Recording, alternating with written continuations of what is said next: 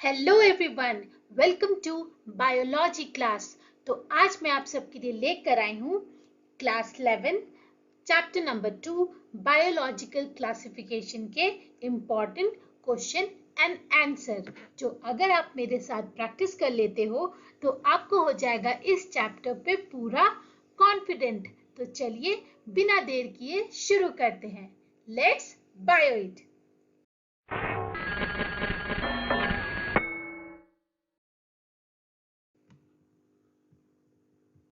So come to our next problem, problem number 5। यहाँ पे दो कॉलम दिए हैं, कॉलम 1 एंड कॉलम 2। कॉलम 1 में आते हैं ग्रुप ऑफ ऑर्गेनिज्म, ठीक है, एंड कॉलम 2 में आते हैं कैटेगरीज। वो किस कैटेगरीज में है तो वो हमें मैच करना है कि कौन सा ऑर्गेनिज्म कौन सी कैटेगरी में आता है। तो पहला है डाईएटम। डाईएटम कौन सी कैटेगरी में आता है? क्राइजोफाइट्स। ओके, सो 1 का ऑप्शन डी के साथ, ठीक है। सेकंड है गोनियोलेक्स। गोनियोलेक्स कौन सी कैटेगरी में आता है? गोनियोलेक्स आता है, ये है रेड डाइनोफ्लैजलेट। हमने पढ़ा था ये क्या करता है, रेड टाइड कर देता है ओशियन में। तो this is comes in the category of dinoflagellate. Okay, तो आप ऑप्शंस पे देखोगे कि 1 का डी है और 2 का सी है। तो 1D एंड 2C, तो ए और बी मैच कर रहा है, लेकिन सी और डी यहीं पे गलत हो गया। तो आप सी और डी को क्रॉस कर दो। तो अब हमें चूज करना है ए और बी के बीच में। तो देखते हैं यूग्लेना। यूग्लेना नाम से ही हम मैच कर लेना, यूग्लेना आता है यूग्लेनॉइड्स कैटेगरीज में। तो 3 का हुआ ए। तो कौन सा ऑप्शन मैच कर रहा है? Option B. तो आप यहीं पे देख लोगे कि option B is the correct answer. And वहीं पे प्लाज्मोडियम किससे मैच कर रहा है? Protozoa. Okay, so option B is our correct answer. Okay, तो हमारा नेक्स्ट क्वेश्चन है, among different kinds of water which of the following is free from bacteria? बताइए कौन सा पानी है, वाटर है जो फ्री है from bacteria. This is a very interesting question, this is in your book, text book. So A deep well water, B sea water, C is water of hot springs, और D rain water as it falls down. So the correct answer is rainwater. Rainwater as it falls down is free from bacteria. Deep well में bacteria present हो जाता है क्योंकि वो जमा हुआ पानी है। सी वाटर में भी रहता है, water of hot springs, there also bacterias are present. So the correct option is option D, rain water as it falls down. So come to our next problem, problem number 7. Which among the following statement about mycoplasma is incorrect? अब यहाँ पे 4 statement दिया है और आपको बताना है कि कौन सा स्टेटमेंट माइकोप्लाज्मा के बारे में इनकरेक्ट है। ओके, पहला है माइकोप्लाज्मा लैक सेल वॉल। ये तो करेक्ट स्टेटमेंट है क्योंकि ये माइकोप्लाज्मा में सेल वॉल नहीं होता है, सो दिस इज करेक्ट। दूसरा स्टेटमेंट है they belong to kingdom Protista. No, mycoplasma belong to kingdom Monera. तो ये स्टेटमेंट गलत है, ओके, क्योंकि वो बिलोंग करता है to kingdom Monera. Okay, next statement है they can not survive in anaerobic condition. Is it? क्या माइकोप्लाज्मा एनएरोबिक कंडीशन में सर्वाइव नहीं करेगा? नो, ये भी स्टेटमेंट गलत है क्योंकि वो सर्वाइव करता है, एनएरोबिक कंडीशन में वो सर्वाइव कर सकता है। अब फोर्थ स्टेटमेंट कहता है कि many mycoplasmas are pathogenic in plants and animals. Pathogenic का मतलब क्या होता है कि वो कॉज करता है डिजीज। तो yes, mycoplasma are pathogenic in plants and animals. So this statement is correct about mycoplasma. तो हमें बताना है which statement is incorrect. So 2 statements are incorrect. Which is that? Option C, 2 and 3. Okay, 2 and 3 is the correct option. Okay. So our next problem is phenomenon of red tides is associated with which of the following groups. हमने last question में ही देखा कि कौन सा category था. अभी मैंने बताया था रेड डाइनोफ्लैजलेट वो ऑर्गेनिज्म होता है जो रेड टाइड देता है ओशियन में. Okay, so the phenomena of red tide is associated with dinoflagellate. Option A, dinoflagellate. Okay, slime mold नहीं है, euglenoid नहीं है, chrysophytes is also not the correct answer. So red dinoflagellate is associated with the phenomena of red tides.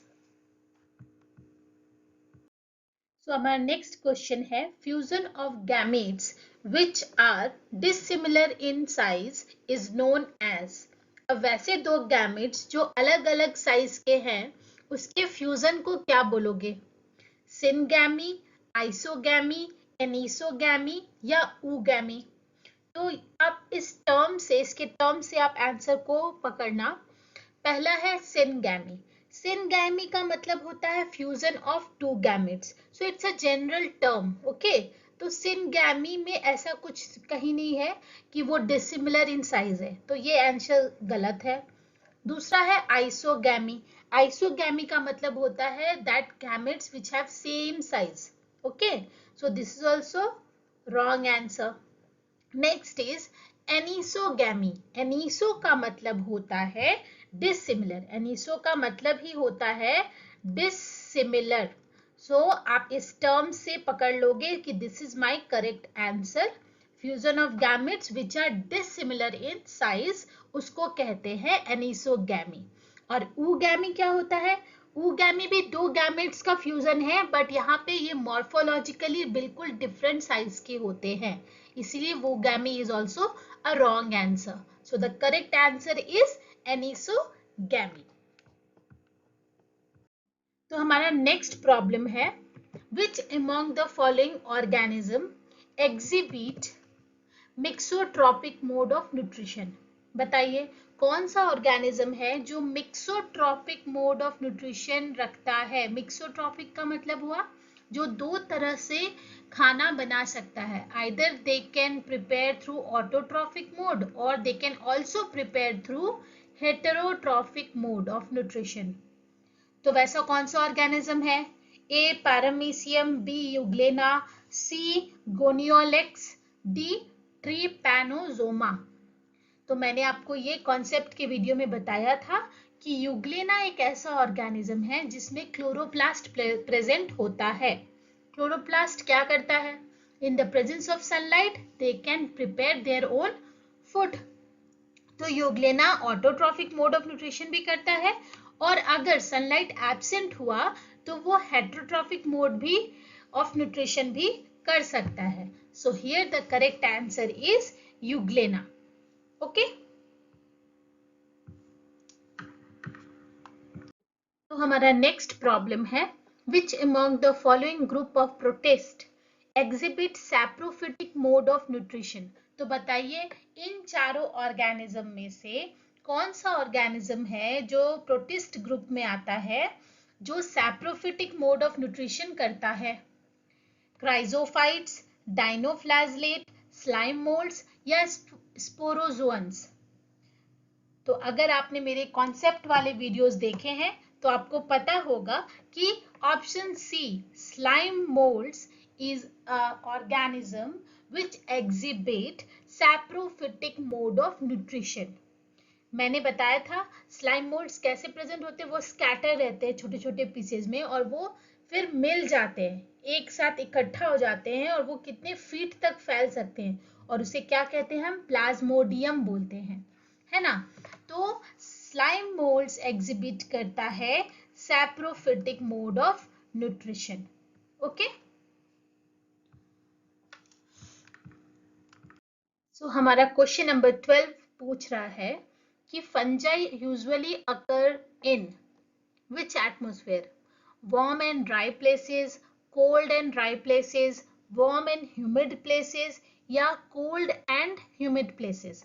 तो ये बहुत ही common सा question है और ये बहुत इजी है। तो आप बताइए फंजाई कहाँ पे ग्रो करता है, कैसे एटमॉस्फेयर पे? So the correct answer is option C, warm and humid places पे फंजाई ग्रो करता है। ओके तो हमारा नेक्स्ट प्रॉब्लम है problem number 13। The question says a network of fungal hyphae represent, बताइए, बहुत इजी क्वेश्चन है। फंगल हाइफी के पूरे नेटवर्क को, मतलब जब भी कहीं फंजाई ग्रो करता है तो कैसे करता है? वो ऐसे एकदम मास की तरह ग्रो करता है ना, ऐसे कॉटनी मास की तरह ग्रो करता है। तो इस पूरे मास को हम क्या बोलते हैं? हम बोलते हैं माइसीलियम, है ना। और ये एक थ्रेड जो है, इस थ्रेड को, एक थ्रेड अगर हम ले लिए तो इस थ्रेड को हम बोलते हैं hyphae. Okay, so the network of fungal hyphae is called mycelium. Understood? So the correct answer is option C, mycelium. So question number 14 कहता है कि plasmogamy without karyogamy give rise to। तो आप यहाँ पे पहले समझिए कि प्लाज्मोगैमी क्या होता है और कैरियोगैमी क्या होता है। तो प्लाज्मोगैमी का मतलब होता है fusion of protoplasm, fusion of cytoplasmic content. तो यहाँ पे क्या हो रहा है? सिर्फ फ्यूजन होगा साइटोप्लाज्मिक कंटेंट का, बट कैरियोगैमी नहीं होगा। कैरियोगैमी का मतलब फ्यूजन ऑफ न्यूक्लियस, मतलब न्यूक्लियस फ्यूज नहीं करेगा, सिर्फ साइटोप्लाज्मिक कंटेंट फ्यूज करेंगे। तो क्या बनेगा? It give rise to zygote और डाइकैरियन और oospore या बेसिडियोस्पोर, बताइए। So the correct answer is dikaryon, option B dikaryon. आप नाम से पकड़ लो, डाई मतलब दो और कैरियन मतलब न्यूक्लियस, दो न्यूक्लियस बना, क्योंकि न्यूक्लियस का फ्यूजन हुआ ही नहीं। तो जब प्लाज्मोगैमी होगा विदाउट कैरियोगैमी तो it give rise to dikaryon. Zygote में तो न्यूक्लियस फ्यूजन होना चाहिए, तो ये नहीं है। oospore is also something different thing and basidiospore भी नहीं है। Okay, so the correct answer is option B. So हमारा नेक्स्ट क्वेश्चन है which among the following fungal classes lack sexual stages in their life cycle. अब बताइए कौन सा fungal class है जिसमें सेक्सुअल स्टेज प्रेजेंट नहीं होता है? दे लैक। सेक्सुअल स्टेज का मतलब होता है परफेक्ट स्टेज, याद रखना, ठीक है। तो यहाँ पे 4 फंगल क्लासेस दिए हैं, ascomycetes, Deuteromycetes, basidiomycetes and phycomycetes. और आप ये जानते हो कि ड्यूट्रोमाइसिटीज को हम बोलते हैं फंजाई इम्परफेक्टाई, बोलते हैं ना, क्या बोलते हैं? Fungi imperfecti. तो इस टर्म से आप याद रखना कि ड्यूट्रोमाइसिटीज में सेक्सुअल स्टेज लैक करते हैं, they lack sexual stages in their life cycle. इसीलिए इस क्वेश्चन का करेक्ट आंसर है ड्यूट्रोमाइसिटीज। ओके तो हमारा नेक्स्ट क्वेश्चन है which among the following fungal spores has exogenous origin. वैसा फंगल स्पोर बताओ जो बाहर की तरफ ग्रो करता है, एक्सोजेनस ऑरिजिन है जिसका। तो options are conidia, sporangiospores, zoospores and ascospores. तो हम एक एक करके देखते हैं। एस्कोस्पोर कहाँ ग्रो करता है? वो एस्कस के अंदर ग्रो करता है, तो ये एंडोजिनस हुआ, ठीक है, तो this is wrong answer. Zoospore भी एंडोजिनस ओरिजिन है उसका। ओके अब है स्पोरेंजियोस्पोर। तो देखते हैं, जैसे ये फंगाई हाइफी है तो ये कैसे ग्रो करता है, ऐसे, ठीक है। ये अपना हो गया स्पोरेंजियोस्पोर, स्पोरेंजियोफोर, स्पोरेंजियोफोर आगे जाके ऐसे स्वेल हो जाता है जिसे हम कहते हैं स्पोरेंजियम, ठीक है। और स्पोरेंजियम के अंदर जाके ग्रो करता है हमारा स्पोरेंजियोस्पोर्स। ठीक है, तो ये भी क्या हुआ, एंडोजेनस हुआ, तो this is also wrong answer. Now the correct answer is conidia. कैसे कोनिडिया, चलिए देखते हैं। जैसे ये हमारा है फंजाई हाइफे, ठीक है। अब कैसे ग्रो करता है कोनिडिया, तो ये स्टैंडिंग लाइन बनता है, इसे बोलते हैं हम कोनिडियोस्पोर। ओके, कोनिडियोस्पोर बन गया। ये कोनिडियोस्पोर आगे जाके ऐसे ब्रांच लाइक स्ट्रक्चर बनाता है और फिर यहाँ पे एक स्वेल हो जाता है जिसे हम बोलते हैं, स्पोर को हम बोलते हैं कोनिडिया। क्या बोलते हैं, कोनिडिया। तो ये बाहर के तरफ ग्रो करता है, इसलिए ये हुआ exogenous origin. So the correct answer is Conidia is a fungal spore that has exogenous origin. Okay? तो हमारा नेक्स्ट क्वेश्चन भी एक मैच द फॉलोइंग है, जहां पे दो कॉलम दिए हैं, कॉलम 1 एंड कॉलम 2। कॉलम 1 में आते हैं ग्रुप ऑफ ऑर्गेनिज्म है, और कॉलम 2 में वो कौन से ग्रुप से बिलोंग करते हैं उसे हमें मैच करना है। ठीक है, तो पहला जो ऑर्गेनिज्म है वो है गोनियोलेक्स। गोनियोलेक्स कौन से ऑर्गेनिज्म से मैच करता है बताइए। मैंने पहले ही बताया है गोनियोलेक्स इज अ रेड डाइनोफ्लैजलेट, तो ये आएगा ऑप्शन सी में मैच करेगा, सी से डाइनोफ्लैजलेट ग्रुप से ये बिलोंग करता है। ठीक है, तो 1 का सी हो गया। तो हम नीचे ऑप्शंस में देखेंगे 1 का सी किस में है, ए में भी है और डी में है, तो बी और सी में नहीं है, तो हम यहीं पे इसको एलिमिनेट कर देंगे। ओके, हमारा काम आसान हो गया। तो अब आपको चेक करना है ए और डी में। तो नेक्स्ट बोल रहा है कोलेटोट्राइकम। कोलेटोट्राइकम आता है ड्यूड्रोमाइसिटीज फैमिली में। तो ड्यूड्रोमाइसिटीज को हम क्या बोलते हैं, हम बोलते हैं फंजाई इम्परफेक्टाई, है ना, अभी मैंने बताया। तो कोलेटोट्राइकम आता है फंजाई इम्परफेक्टाई ग्रुप के में बिलोंग करता है। तो 2 का ए मैच कर रहा है, तो मेरा ऑप्शन डी हो सकता है। देखते हैं आगे। नेक्स्ट है अगैरिकस। अगैरिकस क्या है, वो है मशरूम के फैमिली में, और ये आता है बेसिडियोमाइसिटीज के ग्रुप में। ठीक है, तो किससे मैच करेगा, ये मैच करता है क्लफ फंजाई के ग्रुप में। ठीक है, club fungi is comes in mushroom family. ठीक है, तो अगैरिकस मैच करेगा क्लफ फंजाई से, एंड न्यूरोस्पोरा मैच करता है with sac fungi. Sac fungi आता है एस्कोमाइसिटीज के ग्रुप में।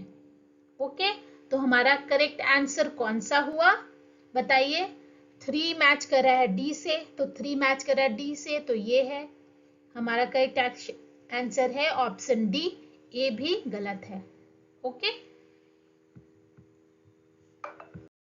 तो हमारा नेक्स्ट प्रॉब्लम है non motile asexual spore formed in the members of class Phycomycetes are called।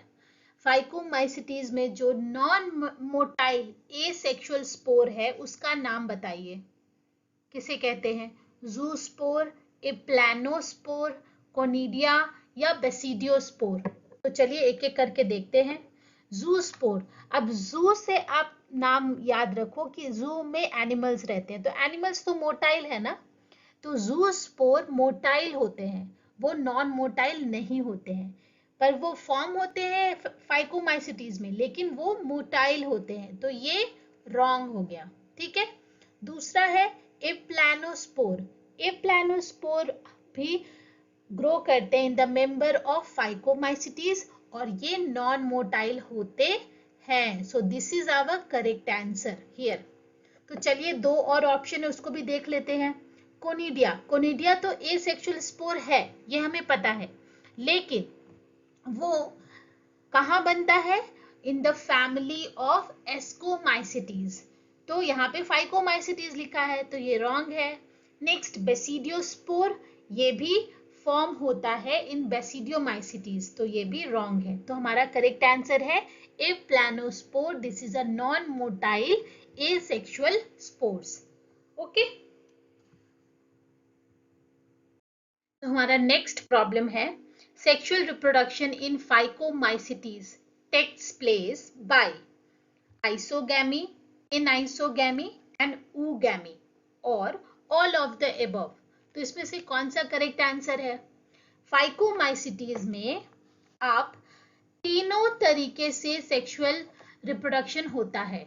वो आइसोगैमी भी करता है, मतलब वो सेम गैमेट्स को फ्यूज करता है, उस तरह से भी करता है फ्यूज। एनआइसोगैमी मतलब वो डिसिमिलर गैमेट्स को भी फ्यूज कर सकता है, वैसे भी वो फ्यूज करते हैं, सेक्सुअल रिप्रोड्यूस करते हैं। और ऊगैमी भी वो करता है, मतलब वो दो अलग अलग मॉर्फोलॉजी के गैमेट्स को भी, मतलब एक गैमेट हुआ और एक स्पर्म हुआ, उसको भी वो फ्यूज कर सकता है, मतलब वो फ्यूज होते हैं फाइकोमाइसिटीज फैमिली में। तो फाइकोमाइसिटीज फैमिली में ये तीनों तरीके से वो सेक्सुअल रिप्रोडक्शन करता है। So the correct answer is option D, all of the above. Okay,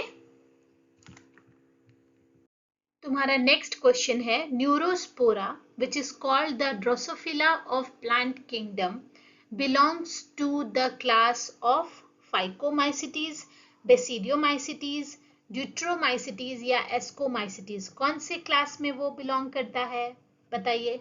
Neurospora को हम बोलते हैं Drosophila of plant kingdom. Okay, याद रखना ये। तो ये कौन से फैमिली में बिलोंग करता है? न्यूरोस्पोरा को हम बोलते हैं सैक फंजाई, याद है आपको? तो सैक फंजाई आता है एस्कोमाइसिटीज के क्लास में, इसीलिए Neurospora belongs to the class of ascomycetes. Okay, याद रखिएगा। So our next question is the main reserve food material in animals is। बताइए, एनिमल्स में जो मेन रिजर्व फूड मटेरियल है वो क्या है? स्टार्च, प्रोटीन, ग्लाइकोजन या glycerol? So our correct answer is glycogen. Glycogen is the main reserve food material in animals. Okay. So our next question is which among the following organism is not included in R.H. Whittaker's 5 kingdom classification? तो 5 kingdom classification क्या क्या था बताओ? Monera, protista, fungi, Plantae and animalia.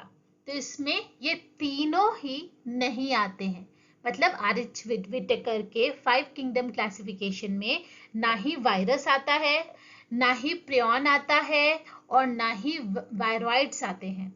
So the correct answer is all of the above. All three are not included in R.H. Whittaker's 5 kingdom classification. Okay. So our next question is infectious nature of prions is due to abnormal folding, interaction with the external environment, genetic engineering और none of the above. prions क्या है? prions एक protein है, लेकिन ये एक infectious protein है। तो ये ऐसा क्यों हो जाता है? Due to abnormal protein folding. Okay, so the correct answer is option A, abnormal folding. Abnormal protein folding के कारण उसका जो स्ट्रक्चर है वो चेंज हो जाता है, वो कॉज करता है infectious nature. Okay, so question number 24 says prions are infectious protein known to cause। अब बताइए prions कौन सा डिजीज कॉज करता है due to abnormal folding of protein? Option A है mad cow disease and CR Jakob disease. CR का full form होता है Creutzfeldt. Okay, Creutzfeldt Jakob disease. और option B cattle disease and CR Jakob disease.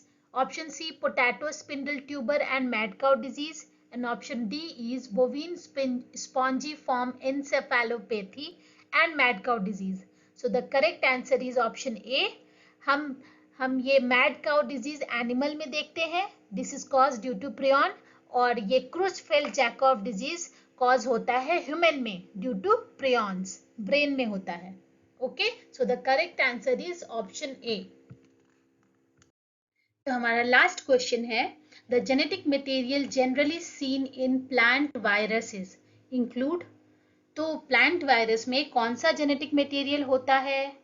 बताइए, single stranded DNA, double stranded DNA, single और double stranded RNA या single stranded RNA?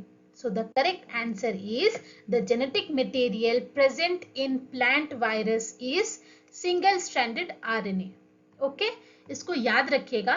साथ ही साथ मैं कुछ इंपॉर्टेंट पॉइंट बता रही हूं, जैसे हमारे प्लांट वायरस में प्रेजेंट होता है सिंगल स्ट्रैंडेड आरएनए, जैसा कि मैंने अभी आपको बताया। ओके, और एनिमल वायरस में प्रेजेंट होता है single stranded and double stranded RNA, दोनों होता है, ठीक है, एनिमल वायरस में। लेकिन अगर डीएनए है genetic information, genetic material animal में, तो वहां पे डबल स्ट्रैंडेड डीएनए होगा, ठीक है। ये एनिमल वायरस का बता रही हूं मैं, ठीक है। उसके बाद एक आता है बैक्टीरियोफाज। तो बैक्टीरियोफाज में कौन सा होता है बताइए जेनेटिक मटेरियल? तो बैक्टीरियोफाज में भी होता है डबल स्ट्रैंडेड डीएनए। ओके, इसको याद रखिएगा, एग्जाम पॉइंट ऑफ व्यू से ये बहुत इंपॉर्टेंट है। Okay, so the genetic material generally seen in plant virus is single stranded RNA. Okay, thank you. I hope आपको टॉपिक्स अच्छे से क्लियर हुए होंगे। अगर हुए हैं तो do leave a like and subscribe for my channel for more videos. आप कमेंट सेक्शन में मुझसे डाउट पूछ सकते हो, और साथ ही साथ अगर आपको नोट्स के पीडीएफ चाहिए तो आप वो भी मुझे बता सकते हो। Till then keep watching biology class, let's bio it.